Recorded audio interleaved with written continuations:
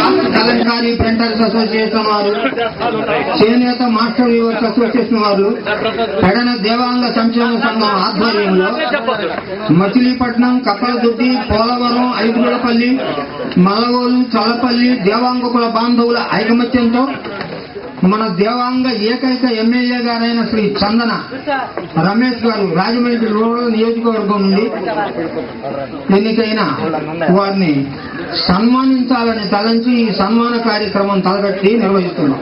భోజన వసతి సమకూరుస్తున్న విద్యార్థులకు చదువు నిమిత్తం ఆర్థిక వనరులు సమకూరుస్తున్న కుటుంబం వీరిని ఈ సన్మాన కార్యక్రమం వీరికి చేసే ఈ సన్మాన కార్యక్రమం చంద్రునికి ఓ నూలుపోగుతో సమానం. జిల్లా దేవాంగ సంఘం ఏర్పాటు చేయాలని తలంచాం. ప్రతి గ్రామంలోనూ దేవాంగ సంఘం మనకు సరులు అల్లులో కట్టుకునే ఏర్పాటుకి జీవో ఏర్పాటు చేయించారు. ఆ తర్వాత కొంతకాలానికి పెడల్లో మున్సబ్ గారైన భట్ట జ్ఞానకోటయ్య గారి కుమారులు భట్ట కుమారస్వామి గారిని దక్షిణ భారత దేవాంగ కుల సంఘం అధ్యక్షునిగా చేసి ఏనుగు అంబారీ మీద ఊరేగించారు. అలాంటి చరిత్ర కలిగినటువంటిది ఈ పెడన. అలాంటి చరిత్ర కలిగిన మన కులం ఈ రోజు ఇలా మొదల పూర్వ వైభవం పొందుటకు అంతా శ్రీ చందన్ రమేష్ గారికి, ఖాదీ విలేజ్ ఇండస్ట్రీస్ కమిషన్ ఉన్నతాధికారి, దేవాంగ సంఘ కార్యదర్శి జట్ల కృష్ణమూర్తి గారికి, అందరితో కలవాలనే ఆలోచనతో వచ్చారు వారు. అలాగే మనకి మోపిదేవి సుబ్రహ్మణ్యేశ్వర స్వామి దేవాలయం ప్రసాదాలు కూడా తెచ్చి మనందరికీ పంచారు. అట్లానే కట్ట భాస్కర్ గారు హైదరాబాద్ ఉన్నత ప్రమోషన్ పొంది అక్కడికి వెళ్ళారు.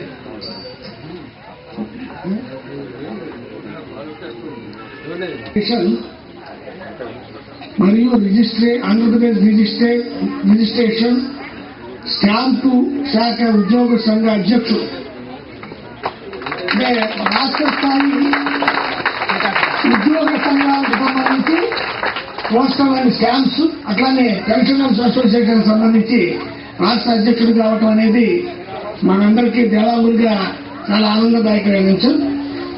మరి ఇప్పుడు సభా కార్యక్రమంలో ఉపన్యాసాలు ఏముండవు.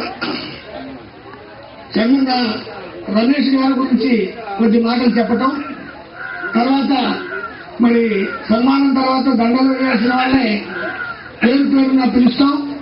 ఎవరికి ఈలోపు గణేష్ గారు అక్కడికి వచ్చారని తెలిసి మమ్మల్ని మళ్ళీ వెనక్కి పిలిచి ఇట్లా ఉన్నారు కేవీఐసీ ఆఫీసర్ గారు మనవాళ్ళు, మన దేవాంగులు మేమని చెప్తే ఆయన చెప్పుకొచ్చారు. చాలా పథకాలు ఉన్నాయండి, 1,00,000 నుంచి 25 లక్షల వరకు ఉన్న పథకాలు. ప్రతిష్టలు, ఏ పేరు ప్రతిష్టలు అసలు గుప్తదానం తను చేస్తున్నట్టు ఎవరికి సమాజానికి తెలియకుండానే గుప్తదానం. ఆయన ఆదాయం మగం గొత్తులోకి నీళ్ళు వచ్చినాయి. ఆయన నియోజకవర్గంలో ప్రతి గ్రామం వెళ్లి మగ్గం గొత్తుల్లో నీళ్లున్న ప్రతి ఇంటికి 500 రూపాయలు ఆయన డబ్బు పంచొచ్చారు. 3.5 లక్షల రూపాయలు ఆ విధంగా ఆయన మధ్యలో ఎవరిని పెట్టకుండా స్వయంగా ఆయనే ఇంటింటికి తిరిగి 3.5 లక్షలు పంచారు. చాలా గొప్ప విషయం. ఇవాళ రిలీఫ్ ఆపరేషన్ జరుగుతుంటే తినేసే రోజుల్లో మరి స్వచ్ఛందంగా తన సొంత డబ్బు పేద ప్రజల కష్టాల్లో ఉన్నారు, మన కుల బాంధవులు వాళ్ళని ఆదుకోవాలి, నాకున్న దాంట్లో కొంత వాళ్ళకు కూడా పెట్టాలని చెప్పి ముందుకొచ్చి వారు చెప్పారు. చేసిన సహాయం చాలా గొప్ప సహాయం. అందరం మరొకసారి తప్పకపోతే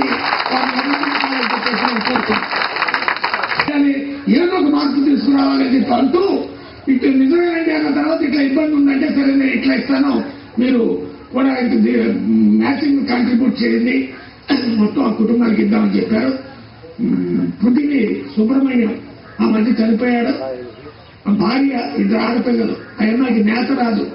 వచ్చిందని నేతతో వచ్చేది చాలక ఒక పూట తిని ఒక పూట తినక 2 పిల్లలు పోషించలేక అల్లాడిపోతుంటే సరే ఇట్లా ఉన్నదండి అని చెప్పి